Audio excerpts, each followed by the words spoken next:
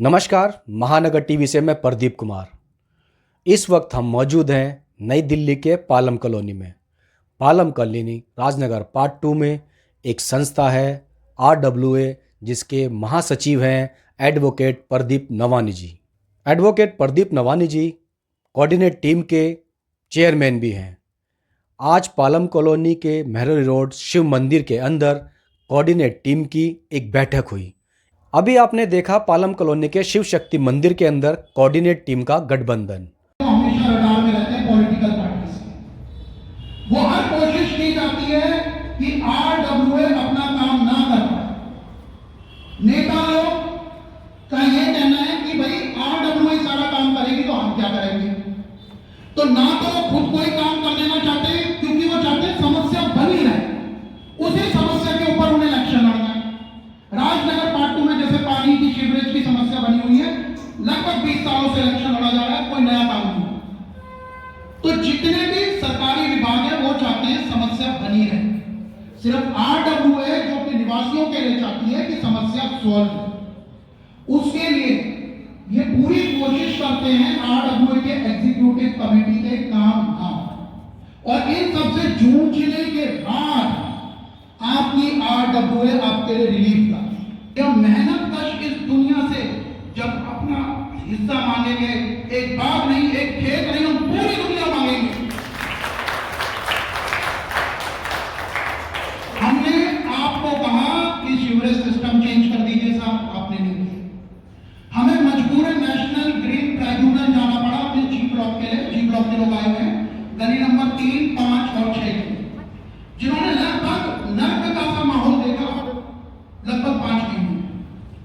NGT की double bench ने इस पर सुनवाई करते हुए चीफ एग्जीक्यूटिव ऑफिसर दिल्ली जल बोर्ड और दिल्ली सरकार के चीफ सेक्रेटरी को समन किए हैं। जनवरी में डेट है और इनसे कहा गया इनका मीनवाइल वो हर स्टेप लीजिए जिससे सीवरेज की प्रॉब्लम सॉल्व।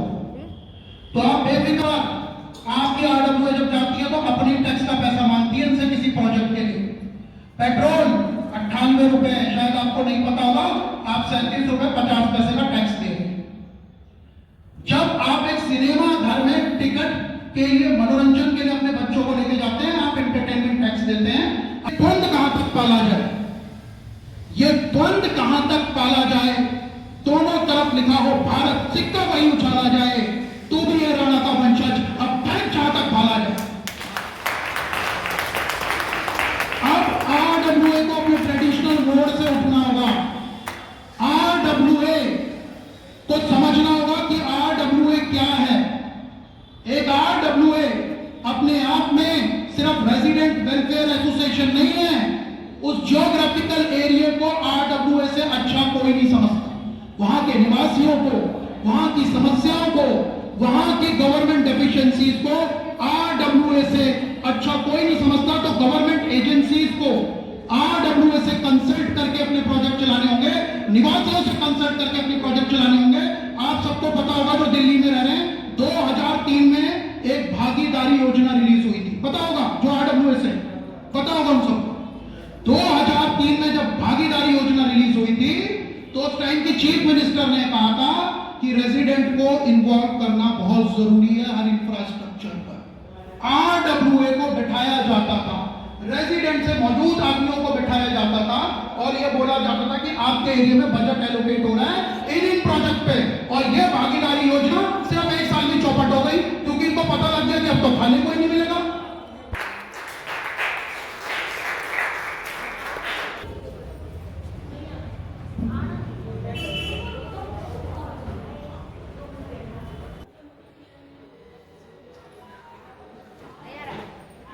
आ रही है।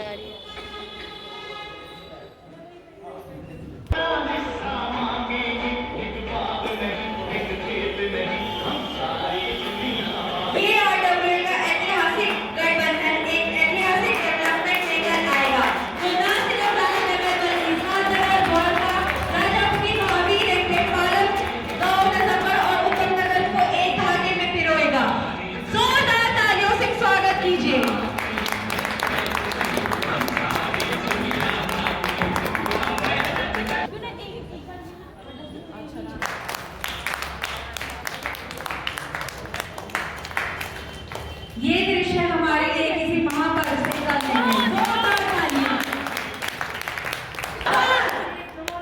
जिंदाबाद।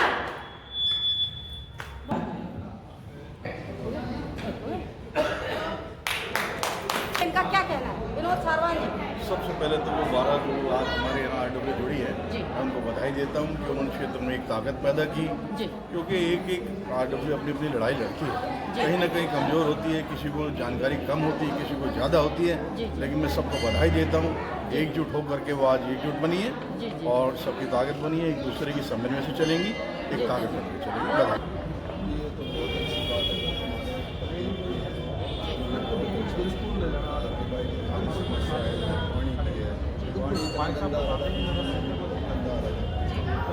नमस्कार, सभी राजनगर जिस पे इकट्ठी हुई हैं, इन सबका ये मेरा नमस्कार।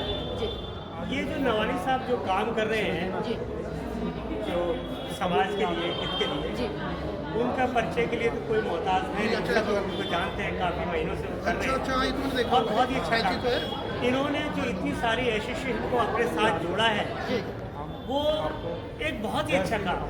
उन्होंने अपनी ताकत को बढ़ाया है, जनता की ताकत को बढ़ाया है और सबको इंडिपेंडेंट किया है, किसी के ऊपर डिपेंड न रहे, अपने काम को हम बिल्कुल डायरेक्ट सरकारी एजेंसियों से करा सकें।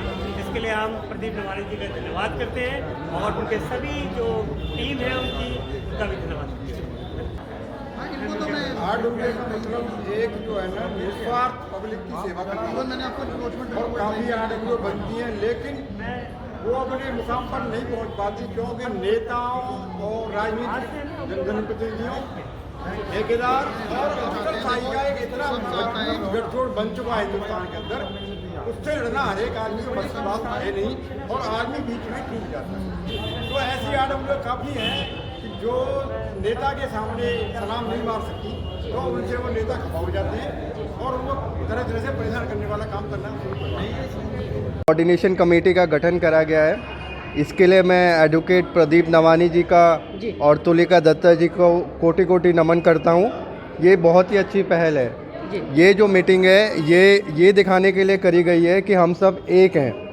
आज जिस तरह का माहौल है, उस माहौल में अगर हमें लड़ना है अराजक तत्वों से और बुराई से लड़ना है, तो उसके लिए हमें एक होने की ज़रूरत है।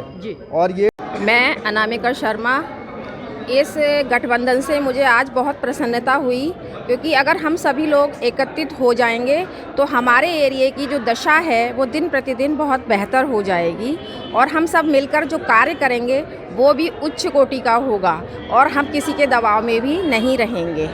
जय हिंद, जय भारत। पहले तो मैं सत्य आप तक और महानगर टीवी से आपका और हमारे प्रदीप भाई जो हमारे मीडिया बंधु हैं उनका धन्यवाद देना चाहूँगा कि आज उन्होंने इस फंक्शन को, जो गठबंधन का एक फंक्शन हुआ, उसे कवर किया। मैडम, आज हमारा बहुत ही गौरवान्वित पल है, बल्कि ऐतिहासिक पल है, जिसका हमने सपना देखा था कि आसपास के पालम की जितनी भी क्षेत्र की आरडब्ल्यू हैं, आज राजनगर पार्ट 2 और राजनगर पार्ट 1 की आरडब्ल्यू कंधे से कंधा मिलाकर एक मंच पे खड़ी हुई। साधनगर हमारे साथ है, उत्तम नगर हमारे साथ है, राजापुरी हमारे साथ है, द्वारिका हमारे साथ है, महावीर इंक्लेव हमारे साथ है, पालम गांव हमारे साथ है। तो मैडम, कल तक जो हमारी आरडब्ल्यू सिर्फ कुछ हज़ार लोगों को रिप्रेजेंट कर रही थी, आज ये कोऑर्डिनेशन कमेटी आज के बाद तकरीबन 5 से 6 लाख लोगों को आज से रिप्रेजेंट करना शुरू करेगी। और देखिए मैडम, अब जितनी भी हमारी समस्याएं हैं उनको हम 2 गुना तेज़ी से उठाएंगे।